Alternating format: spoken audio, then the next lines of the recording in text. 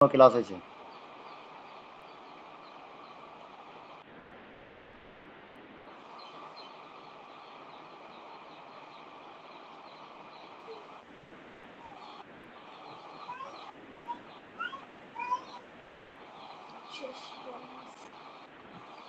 মাইদুল ভাই আজকে তো মনে হয় এসে ফিক্স শিখি নাকি? আপনি পড়াটা শুরু করেন। আল্লাহ, ঠিক আছে। আসসালামু আলাইকুম ওয়া রাহমাতুল্লাহ। ওয়ালাইকুম আসসালাম ওয়া রাহমাতুল্লাহ।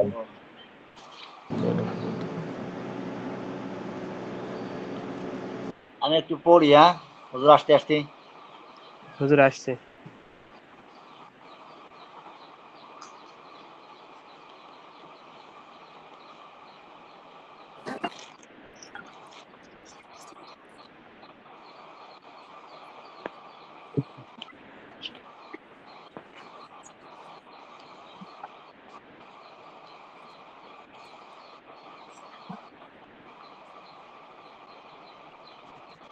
আসসালামু আলাইকুম। ওয়ালাইকুম আসসালাম ওয়া রাহমাতুল্লাহ। হুজুর ভালো আছেন? আসসালামু আলাইকুম ওয়া রাহমাতুল্লাহ। ওয়া আলাইকুম সালাম। আপনারা সবাই কেমন আছেন? ভালো আছেন? আলহামদুলিল্লাহ। আমার আওয়াজ কি শোনা যায়? জি হুজুর, শোনা জি হুজুর। যাচ্ছে। জি হুজুর। আচ্ছা, আপনাদের পড়া কত নম্বর পৃষ্ঠায় ছিল একটু বের করে ফেলি, যেহেতু সবাইকে বলবো। 20 নাম্বার পৃষ্ঠা ছিল, 20 নাম্বার পৃষ্ঠা, 21 নাম্বার পৃষ্ঠা। আচ্ছা আচ্ছা। হ্যাঁ, সরি হুজুর, ভুল হয়ে গেছে আমার। 18 এবং 19 নম্বর পৃষ্ঠা পড়া ছিল আমাদের, অজুর বিধান। হ্যাঁ, অজুর বিধান থেকে। জি অজুর বিধান থেকে শুরু করে আপনার ওই যে অজু ভঙ্গের কারণের আগ পর্যন্ত। জি অজুর এখান থেকে একজন মুস্তাহাব পড়েন। পর্যন্ত। হ্যাঁ হ্যাঁ, এখান থেকে একজন পড়েন তো দেখি অজুর বিধান এখান থেকে। অজু, বিসমিল্লাহির রহমানির রহিম। স্ক্রিন শেয়ার অজুর করলে একটু বিধান। ভালো হয়। উযু অর্থ পরিচ্ছন্নতা ও সৌন্দর্য এবং ওয়াজু অর্থ অজু করার পানি। শরীয়তের পরিভাষায় উযু অর্থ পানি দ্বারা চেহারা, হাত পা ধোয়া এবং মাথা মাসিহ করা। অজুর ফরজ 4টি। 1. একবার করে চেহারা ধোয়া। 2. কনুইসহ 2 হাত ধোয়া। 3. মাথা 4 ভাগের 1 ভাগ মাসিহ করা। 4. গোড়ালিসহ 2 পা ধোয়া। চেহারার সীমানা হলো মাথার চুলের শুরু থেকে চিবুকের নিচ পর্যন্ত এবং এক কানের লতি থেকে অপর কানের লতি পর্যন্ত। অজুর সুন্নত। অজুর শুরুতে নিয়ত করা এবং বিসমিল্লাহির রহমানির রহিম বলা। 2. প্রথমে কবজি পর্যন্ত 2 হাত ধোয়া। 3. মিসওয়াক করা, মিসওয়াক না পেলে আঙ্গুল ব্যবহার করা। 4. 3 বার করে কুলি করা ও গড়গড়া করা। 3 বার করে কুলি ও গড়গড়া করা। 5. প্রতিবার নতুন পানি দিয়ে প্রতিটি অঙ্গ 3 বার করে ভালোভাবে ডলে ধোয়া। 6. একই পানিতে পুরো হাত এবং পুরো মাথা এবং 2 কানের ভেতর ও বাহির মাসিহ করা। 7. নিচের দিক থেকে দাড়ি খেলাল করা এবং হাতের ও পায়ের আঙ্গুল খেলাল করা। 8. প্রথম অঙ্গ শুকিয়ে যাওয়ার আগে দ্বিতীয় অঙ্গ ধোয়া। 9. চেহারা, হাত, মাথা ও পা এই তরতিব রক্ষা করা এবং ডান হাত ও ডান পা আগে ধোয়া। 10. মাথার সামনে থেকে মাসিহ শুরু করা এবং ঘাড় মাসিহ করা। অজুর মুস্তাহাব। মাহিদুল ভাই, একটু স্ক্রিনটা শেয়ার করলে ভালো হতো। অনেকের কাছে কিতাব নাই তো। হুজুর আছে তো, হুজুর আছে না? হুজুর তো দেখতেছি না, মানে বুঝতেছি না তো পড়াটা। দেখা যাচ্ছে না, স্ক্রিন শেয়ার দিয়ে করলে একটু ভালো হয়। স্ক্রিন শেয়ার করলে সবাই দেখতে পারে, বুঝছেন ভাই? আর এক একটা বিষয় একজন করে পড়লে ভালো হয়। স্ক্রিন হুজুর আছে তো, হুজুর শেয়ার করবে ইনশাআল্লাহ। না, হুজুর মনে হয় বের হয়ে গেছে। যে তাহলে অন্য একজন শেয়ার করি। সানোয়ার ভাই একটু শেয়ার করেন, সানোয়ার ভাই। আমি কিতাব দেখে পড়তেছি। ও জি জি ভাই, এখানে তো আমাদের কাছে কিতাব নাই, এই জন্য আর কি। বুঝছি, ওই যে শেয়ার করতেছে একজন। মাশাআল্লাহ, আব্দুল সালাম ভাই।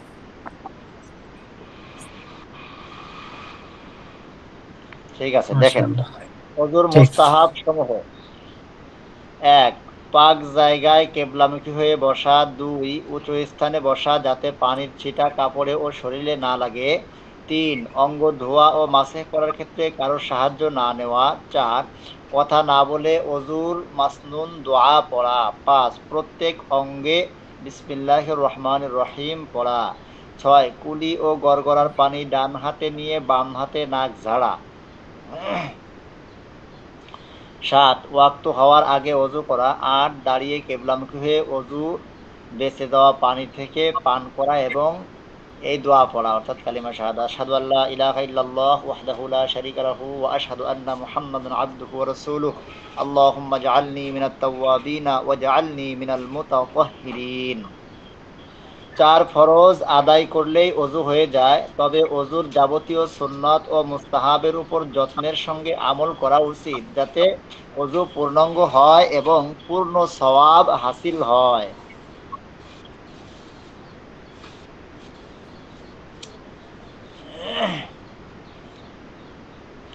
কয়েকটি মাসআলা। ১. অজুর অঙ্গে যদি এমন কিছু থাকে যাতে পানি চামড়া পর্যন্ত পৌঁছাতে পারে না, তাহলে তা দূর করে নিচে পানি পৌঁছানো ওয়াজিব, অন্যথায় অজু হবে না। যেমন মোম, আটা, রং, আলকাতরা, নেল পালিশ, সুপার গ্লু ইত্যাদি ইত্যাদি। ২. লম্বা নখের নিচে পানি না পৌঁছলে অজু হবে না, সুতরাং নখ বড় রাখা উচিত নয়। ৩. আংটি যদি এমন হয় যে না নাড়লে ভিতরে পানি পৌঁছে না, তাহলে নেড়ে ভিতরে পানি পৌঁছাতে হবে, আর যদি ঢিলা হয় তাহলে নাড়া মুস্তাহাব। ৪. মাসের পর মাথা কামালে আবার মাসে করতে হবে না। তদ্রূপ অজুর পর নখ মোচ কাটলে তা আবার ধুতে হবে না। ৫. চেহারায় জোরে পানি নিক্ষেপ করা মাকরুহ, কেননা তাতে পানির ছিটা নিজের এবং অন্যের গায়ে লাগতে পারে। ৬. নদীর পাড়ে অজু করলেও প্রয়োজনের বেশি পানি খরচ করা মাকরুহ, আবার অপ্রয়োজনের কম খরচ করাও মাকরুহ। এ পর্যন্তই ছিল। হুজুর বলে অজু ভঙ্গের কারণটা ছিল বলে। হ্যাঁ, অজু ভাঙ্গার কারণ দেখেন, অজু ভাঙ্গার কারণ কয়টি, এখানে ৬টি লেখা, এই ৬টি পড়ি আমরা। অজু ভাঙার কারণ ছিল না। যাই হোক, এ হুজুর সবারই বললেন। মুখস্থ আছে, অজু ভাঙ্গার কারণ আশা করি সবার মুখস্থ আছে। পায়খানা পেশাবের রাস্তা দিয়ে কোনো কিছু বাহির হওয়া, মুখ ভরিয়া বমি হওয়া, শরীরের কোনো জায়গা হইতে রক্ত, পুজ, পানি বাহির হয়ে গড়ায় পড়া, পেটের সঙ্গে রক্তের ভাগ সমান বেশি হওয়া, পিঠ বা কাত হয়ে হেলান দিয়ে ঘুম যাওয়া, পাগল মাতাল অচেতন হইলে, নামাজে উচ্চ স্বরে হাসিলে, এই যে এই কটা আমাদের সবারই মুখস্থ আছে আসলে।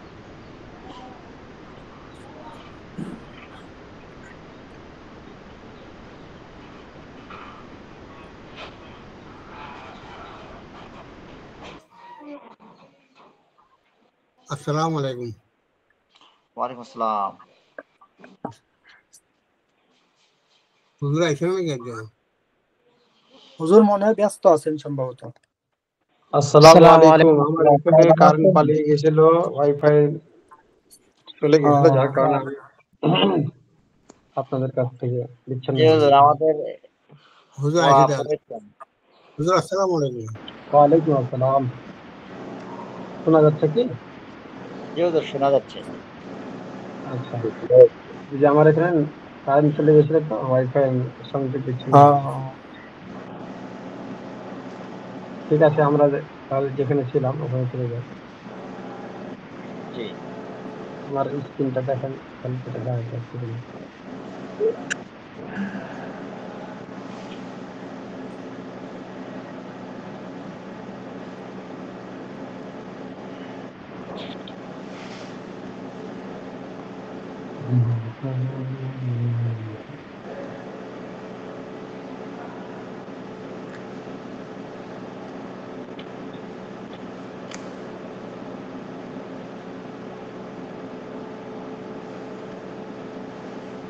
আমরা কত নম্বর পৃষ্ঠা ছিলাম? অজুর বিধান। কতদূর পড়লেন? সবদিক পড়া হয়েছে কি? জি হুজুর, পড়েছি। জি হুজুর, আচ্ছা, ভালো আছে। অজু ভাঙ্গার কারণ পর্যন্ত পড়েছি। হ্যাঁ। আমার স্ক্রিনটা দেখা যাচ্ছে কি? স্ক্রিনটা জি হুজুর, দেখা যাচ্ছে। দেখা যাচ্ছে হুজুর। আচ্ছা ঠিক আছে, তাহলে আজকে তো এখান থেকে শুরু হবে অজু ভঙ্গের কারণ এখান থেকে। সবাই একটু মনোযোগী হয়, এখান থেকে আমরা পড়াটা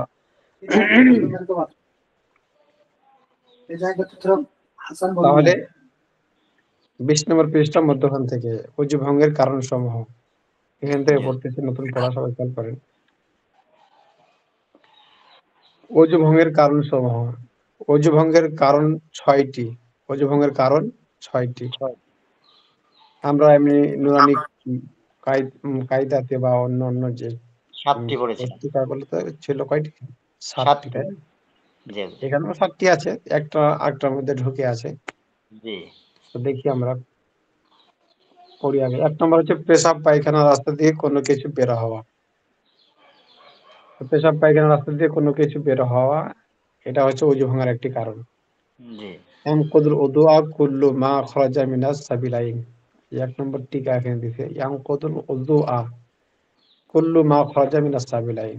ইয়ানকুদুল উযুআ মানে ইয়ানকুদু ভেঙে যায় অজু, কুল্লু মা খরাজা প্রত্যেক ওই জিনিস যেটা বের হয় মিনাস সাবিলাইন সামনে এবং পেছনের রাস্তা থেকে। তাহলে 2 নম্বরটা দেখেন, রক্ত পুজ বের হওয়া। 2 নম্বর রক্ত পুজ বের হওয়া এবং অজু বা গোসলে ধোয়া হয় এমন স্থানে এসে পড়া। 2 নম্বরটা হচ্ছে রক্ত পুজ বের হয়, এটা একটা অজু ভাঙার কারণ। এবং অজু গোসলে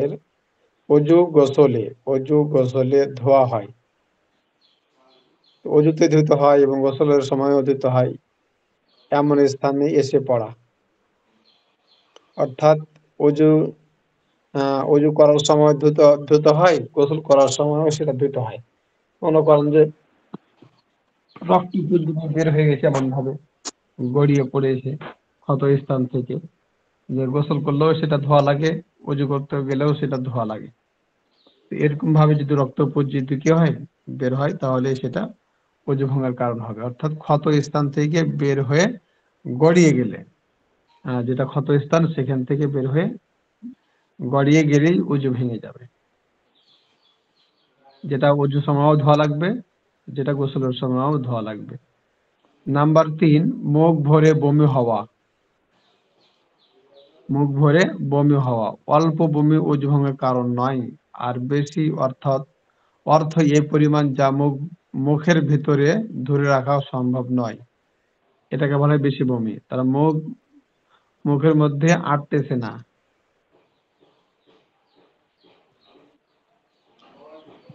মুখের ভিতর আটতেছে না, এরকম যদি হয় তাহলে কি হবে? অজু এটা মুখ ভেঙে ভরে হবে, আর এরকম বমি হওয়াটাই অজু ভাঙার একটা কারণ। আর অল্প বমি অজু ভাঙার কারণ নয়, সামান্য। জি 4 নম্বর, পূর্ণ শিথিল শরীরে ঘুমিয়ে পড়া। পূর্ণ শিথিল শরীরে ঘুমিয়ে পড়া, মনে করেন যে আহ পূর্ণ শরীর মানে শরীর হাত ছেড়ে দিয়েছে একবারে, যে ঘুমিয়ে পড়েছে, তাহলে এরকম ঘুম কি হবে? অজু ভাঙার কারণ হবে। যেমন চিত হয়ে, কাত হয়ে, এক নিতম্বের উপর বসে, হ্যাঁ এক নিতম্বের উপরে বসে, অর্থাৎ আহ চার চার জন হয়ে বসা, এবং কোন সুরাতে এবং কোনো কিছুতে এমন ভাবে হেলান দিয়ে ঘুমানো যে তা সরালে পড়ে যাবে। মনে করেন যে একটা খুঁটিতে বা একটা দেওয়ালে হেলান দিয়ে ঘুম চলে গেছে, আর যদি সেটা টেনে নেওয়া যায় তাহলে সে পড়ে যাবে, এরকম ভাবে সে ঘুমিয়ে গেছে, তাহলে এই ঘুমটাও তার অজু ভাঙার কারণ হবে। এক কথায় অজু অবস্থায় ঘুমিয়ে গেলেই অজু নষ্ট হয়ে যাবে, যেভাবে সে ঘুমাক না কেন। জি আমার এখানে একটা কল দিছে, কে যেন বারবার কল দিচ্ছে, দেখি তো। আপনার কথা বলবেন না।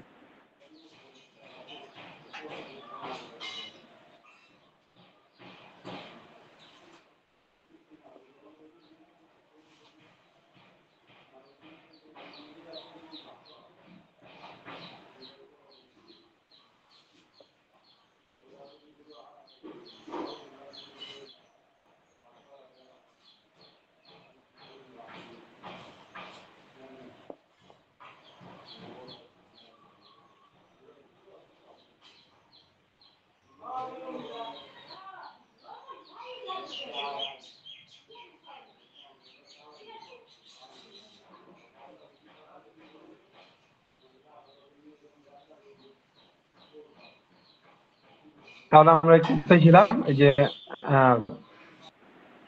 পূর্ণ শিথিল শরীরে ঘুমিয়ে পড়া, অর্থাৎ যেভাবে ঘুমাক না কেন এটা ওযু ভাঙার একটি কারণ হবে। 5 নম্বর বেহুশ হওয়া। 5 নম্বর হচ্ছে বেহুশ হওয়া, মানে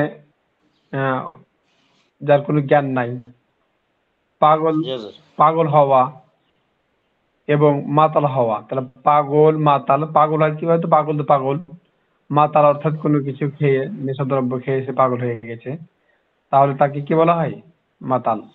তাহলে বেহুশ হোক অথবা পাগল হোক অথবা মাতাল হোক, যে এই তিনটাই হচ্ছে কি ওযু ভাঙার কারণ। ওজুভঙ্গের কারণ। তাহলে বেহুশ, পাগল, মাতাল।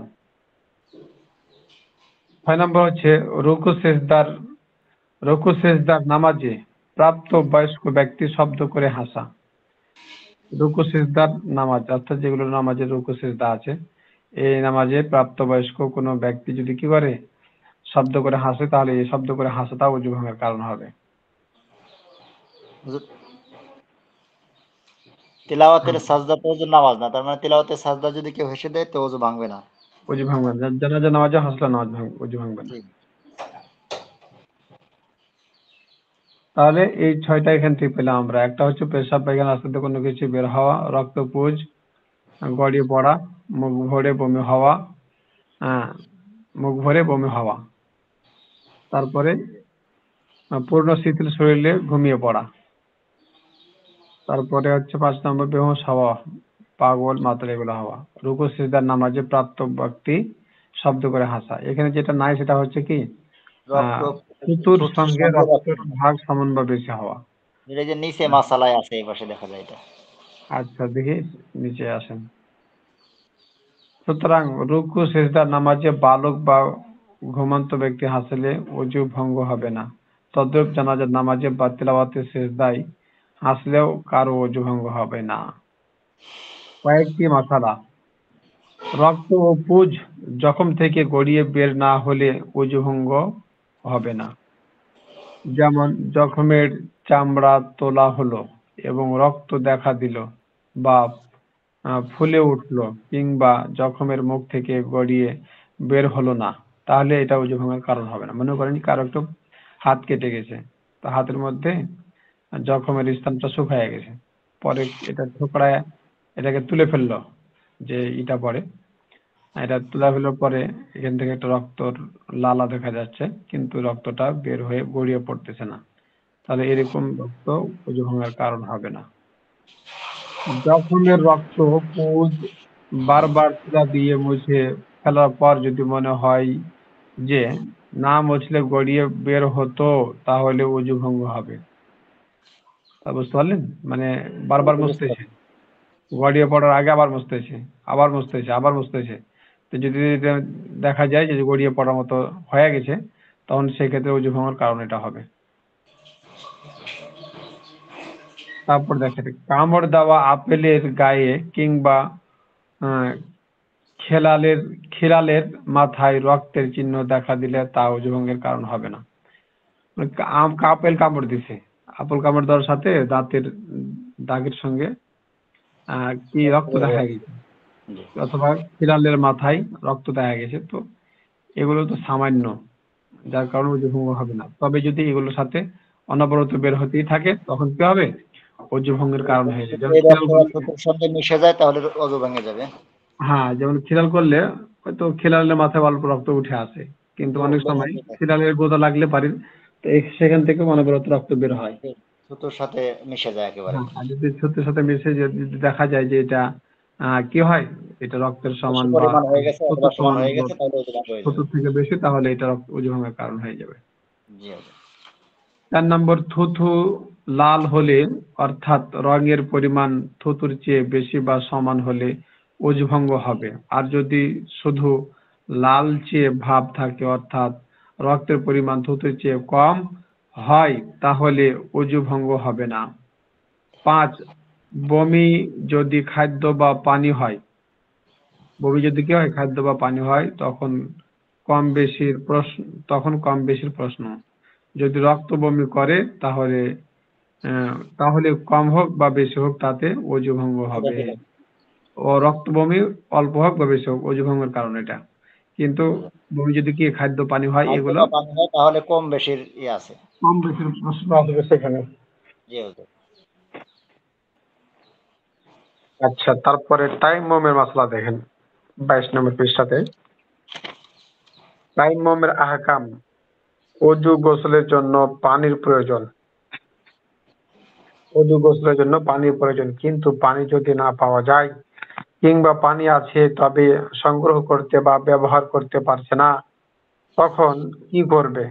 এরকম জরুরি অবস্থায় বান্দার জন্য শরীয়ত অজুর পরিবর্তে তায়াম্মুমের ব্যবস্থা করেছে, যাতে বান্দা নামাজ পড়তে পারে। দেখেন মাসালা প্রথমটা, তায়াম্মুমের আবেদনিক অর্থ ইচ্ছা করা। তায়াম্মুমের আবেদনিক অর্থ ইচ্ছা করা। শরীয়তের পরিভাষা তায়াম্মুম অর্থ নিয়াত করে পূর্ণ পাক মাটি দ্বারা চেহারা মাসে করা এবং দুই কোনাই সহ 2 হাত মাসে করা। তায়াম্মুম সহি হওয়ার শর্ত হলো 6টি। তায়াম্মুম সহি যে হবে এটা 6টা শর্তের উপর, যথা 1 নিয়াত করা। নিয়াত ছাড়া শর্ত কি হবে না, তায়াম্মুম সহি হবে না। সুতরাং নিয়াত ছাড়া শুধু মাটিতে হাত রেখে মুখ ও হাত মাসে করলে তায়াম্মুম হবে না। কিন্তু অজুতে নিয়াত শর্ত নয়। অজুতে কিনা নিয়াত শর্ত না, অজু নিয়াত ছাড়াই অজু করলে অজু হয়ে যাবে। সুতরাং কেউ যদি বৃষ্টিতে ভেজে বা পানিতে পড়ে যায় এবং অঙ্গগুলো ভিজে যায় তবে তার অজু হয়ে যাবে। পার্থক্য এটুকাই, তার অজুতে শর্ত ছাড়াই অজু হয়ে যাবে, নিয়াত ছাড়াই। আর তায়াম্মুম নিয়াত ছাড়া অজু হবে, তায়াম্মুম হবে না। শুধু হাদাস থেকে পাক হওয়ার নিয়াতে তায়াম্মুম করলে সেই তায়াম্মুম দ্বারা নামাজ সহি হবে। হাদাস অর্থাৎ পাক নাপাকি থেকে পাক হওয়া। তদ্রূপ যদি তাহারাত নির্ভর মূল ইবাদত এর নিয়াতে তায়াম্মুম করে তবে তা দ্বারা নামাজ সহি হবে। মূল ইবাদত অর্থাৎ যে মূল ইবাদত নামাজ রোজা এগুলোর জন্য যদি কেউ তায়াম্মুম করে তাহলে এই তায়াম্মুম দ্বারা কি হবে, তার ইবাদত করা যথেষ্ট হবে। মাসহাব দ্বারা নিয়াতে তায়াম্মুম করলে তার দ্বারা নামাজ সহি হবে না। বুঝতে পারলেন কি? মাসহাব অর্থাৎ কোরআন শরীফ ধরার জন্য কেউ ওযু করে এই তায়াম্মুম করলো, শুধু কোরআন শরীফ ধরার জন্য সে তায়াম্মুম করলো, এই তায়াম্মুম দ্বারা সে নামাজ পড়তে পারবে না। আচ্ছা, যদি নিয়াত ওযু গোসলের নিয়ত করে তাহলে নামাজ হয়ে যাবে। হ্যাঁ, মৌলিক ইবাদতের নিয়ত করতে হবে, যেমন নামাজ রোজা এগুলো যেগুলো আছে এগুলোর জন্য ওযু তায়াম্মুম করলে পারে এই তায়াম্মুম দ্বারা কোরআনও ধরতে পারবে, নামাজও পড়তে পারবে। তবে শুধু তায়াম্মুম অর্থাৎ মাসহাব অর্থাৎ কোরআন শরীফ ধরার জন্য যদি কেউ কি করে তায়াম্মুম করে, তাহলে ওই এই তায়াম্মুম দ্বারা নামাজ ইবাদত হয়ে যাবে। শুধু ইবাদত মাসহাবই হয়ে যাবে। করতে পারবে।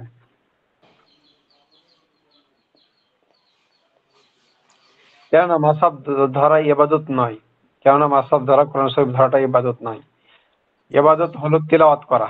ইবাদত হলো কি? তিলাওয়াত তিলাওয়াত। করা। তাই মাসহাব ধরার জন্য যেহেতু তায়াম্মুম করেছে তাহলে এই তায়াম্মুম দ্বারা তার কি হবে না, ইবাদত করা যাবে না, তায়াম্মুম সহি হবে না। আজান বা ইকামতের নিয়াতে তায়াম্মুম করলে তার দ্বারা নামাজ সহি হবে না। আজান, ইকামত এগুলো মৌলিক ইবাদত না, মৌলিক ইবাদত এগুলো না, যার কারণে এগুলোর দ্বারা যদি কেউ নিয়াত করে তাহলে এই তায়াম্মুম দ্বারা কি করা যাবে না, ইবাদত করা যাবে না। কেননা এই দুটি মূল ইবাদত নয়, বরং মূল ইবাদত তথা নামাজের প্রতি আহ্বান মাত্র। এগুলো কি? আজান নামাজের প্রতি কি আহ্বান করা। ইকামত নামাজের প্রতি। হ্যাঁ, তায়াম্মুম জায়েজ হওয়ার শরীয়ত সম্মত ওজুর থাকা। 2 নম্বর, তায়াম্মুম জায়েজ হওয়ার ওই শরীয়ত সম্মত ওজুর থাকা। কার শরীয়ত সম্মত ওজুরই নাই তাহলে সে তায়াম্মুম করতে পারবে না। আর শরীয়ত সম্মত ওজর হলো পানি না পাওয়া কিংবা পানি ব্যবহারে সক্ষম না হওয়া। পানি নাই অথবা পানি আছে কিন্তু পানি ব্যবহারে সক্ষম না, তাহলে পারে কি করতে পারবে, তায়াম্মুম করতে পারবে। 2 নম্বর এটা। 3 নম্বর দেখেন, ভূমি জাতীয় পূর্ণ পাক বস্তু দ্বারা তায়াম্মুম করা। ভূমি জাতীয় তাহলে তো মাটি জাতীয়, মাটির মাটির জিনিস আর মাটি থেকে যেগুলো উৎপাদিত জিনিস সেগুলোর দ্বারা কি করা যাবে? তায়াম্মুম। মানে মাটি থেকে যেগুলো হয়, যেমন পূর্ণ পাক বস্তু দ্বারা তায়াম্মুম করা, যেমন মাটি, পাথর, বালু, সুতরাং কাঠ, কয়লা, লোহা, তামা, রূপা, সোনা দ্বারা তায়াম্মুম করা জায়েজ হবে না, তবে সেগুলোর উপর ধুলা থাকলে ধুলোর কারণে তায়াম্মুম হয়ে যাবে। বুঝতে পারলেন কি? জি হুজুর, বুঝতে পারছি। আংটি বা চুড়ি থাকলে তা খুলে ফেলতে হবে কিংবা নাড়াচাড়া করে তার নিচে মাসে করতে হবে এবং আঙ্গুল খোলা রাখতে হবে এবং আঠা বা মম বা নেল পালিশ থাকলে তা উঠিয়ে ফেলতে হবে, যেমন অজুর অজুর ক্ষেত্রে বলা হয়েছে। তারা মনে করেন যে নেল পালিশ থাকলে ভেতরে মাসে করা যাবে না, এটা যেহেতু একটা মোটা রং এর মতো প্রলেপ থাকে, সেহেতু সেক্ষেত্রে নিচে পানি যায় না, সেক্ষেত্রে মাছের ক্ষেত্রে মাছিওর প্রতিবন্ধকতা সৃষ্টি করে। 5 নম্বর, সমগ্র হাত বা হাতের অধিকাংশ অধিকাংশ দ্বারা মাসে করতে হবে। সমগ্র হাত বা হাতের অধিকাংশ দ্বারা মাসে করতে হবে, অর্থাৎ হাতের যে কবজি থেকে যে পর্যন্ত আঙ্গুল পর্যন্ত এই পরিপূর্ণ হাতের তয়লা আঙ্গুল সহ কি করতে হবে? মাসে করতে হবে। পুরো হাতের তালু দিয়ে। হ্যাঁ, পুরো হাতের তালু দিয়ে। সুতরাং 1 বা 2 আঙ্গুল দ্বারা মাসে করলে তায়াম্মুম সহি হবে না। 1 বা 2 আঙ্গুল দ্বারা। 6 নম্বর, চেহারা মাসে করার জন্য একবার এবং 2 হাত মাসে করার জন্য আরেকবার, মোট 2 বার হাতের তালু দ্বারা মাটিতে জারব জারব। করতে হবে। জারব করতে হবে। জারব অর্থাৎ হাত মাটিতে 2 বুলাই। হাত এভাবে রাখার পরে সামনে এবং পিছনে ঘষা দেওয়া, টানা, হাত বুলাই। সামনের দিকে ঠেলা, তারপর পেছন দিকে টানা, তারপরে এই হাতকে ঝেড়ে নেবে 2 হাতে বাড়ি দিয়ে, এটাকে বলা হয় জাল। অবশ্যই মুখে ও হাতে মাটি বা ধুলা লেগে থাকলে এবং তায়াম্মুমের নিয়তে মাসে করে নিলে জল ছাড়াই তায়াম্মুম সহি হয়ে যাবে। অর্থাৎ কে এমন ধুলার মধ্যে অবস্থান করতেছে যে ধুলা পড়ে গেছে তার চেহারার মধ্যে, এখন মাটিতে হাত রাখা ছাড়াই তার যে ধুলা লেগে আছে মুখে মন্ডলে, হয়ে যাবে। হ্যাঁ, এটাই ঘষে দিলেই কি হয়ে তায়াম্মুম হয়ে যাবে। তাহলে তো অনেক সহজ পদ্ধতি আমার জন্য। হ্যাঁ, আমার এখান থেকে থাক, আমার শরীরটা খুব খারাপ করতেছে। জি হুজুর, ঠিক আছে। আপনারা একটু রেস্ট করেন। আসসালামু আলাইকুম। ওয়ালাইকুম আসসালাম। আসসালামু আলাইকুম রহমতুল্লাহ। আসসালামু আলাইকুম রহমতুল্লাহ। ঠিক আছে, সবাই ভালো থাকেন, সুস্থ থাকেন। জি, আসসালামু আলাইকুম। দোয়া করবেন হুজুর আমাদের জন্য। ফি আমানিল্লাহ। আসসালামু আলাইকুম ওয়া রাহমাতুল্লাহি ওয়া বারাকাতুহু। ওয়ালাইকুম আসসালাম ওয়া রাহমাতুল্লাহ। বক্তা রইসুল ইসলাম ভাই। সবাই কোথায়? বক্তা খবর রইসুল নাই, ইসলাম মিউট করে ভাই। আছে বক্তা এমডি ভাই। রইসুল হাত উঠিয়ে রেখেছেন, এমডি রইসুল। আপনার দেখা পাইনি আজকে কতদিন যাবত, আপনি একটু দেখা দেন না। ভাই বলেন আবু সাইদ ভাই। বলছি আপনি বার হতে পারবেন তো হোলির দিনে? হ্যাঁ, হোলির দিনে বার হওয়া যাবে না? এখানে যেই দিল্লি অত্যাচার হোলিতে, মারুফ ভাই। এটা মানে কিন্তু নামাজ পড়তে যেতে হবে। মারুফ ভাই নামাজটা আছে, পড়তে মারুফ যেতে হবে, ভাই। সেটাই কিভাবে মানে কি করতে হবে সেই জন্য করছি আমি। এমডি মারুফ ভাই এখন আছে। থেকে শুরু হয়ে গেছে গোব্বার মারা। আসসালামু আলাইকুম। কই আপনি? ক্লাস রেকর্ডটা বন্ধ থেকে দুপুরবেলার মাসালা ঠিক আছে তো আমারটা? ওখানে আপনার মানে জি। স্ত্রীর কথা বলেন, আমার সন্তানের কথা বলছি। জি, পরবর্তী মাসালা দেখছেন, হাদিস পড়ছেন? হ্যাঁ, পড়ছি। ঠিক আছে তো? হ্যাঁ, ঠিক আছে। কারণ হলো কি, একটাই সংক্ষেপ, ওই যে এখানে স্পষ্ট কত সুন্দরভাবে বলছে, হ্যাঁ, যে যদি স্ত্রী মারা যায় তো সাথে সাথে ওই স্ত্রীর সাথে স্বামীর পরিপূর্ণ সম্পর্ক ছিন্ন হয়ে যায়, কেননা মৃত্যু হওয়ার সাথে সাথেই কি ওই স্ত্রীর বোনকে বিবাহ করা বৈধ হয়ে যায়। এই কারণে কি শুধু স্বামী দেখতে পারবে স্ত্রীকে, কিন্তু স্পর্শও করতে পারবে না, গোসলও দিতে পারবে না। কিন্তু জি। স্বামী যদি মারা যায় তো সাথে সাথে স্বামীর সাথে স্ত্রীর সম্পর্ক ছিন্ন হয় না, ইদ্যত পালন করার আগ পর্যন্ত কি থাকে, সম্পর্ক থাকে। থাকে। এই কারণে ওই স্ত্রী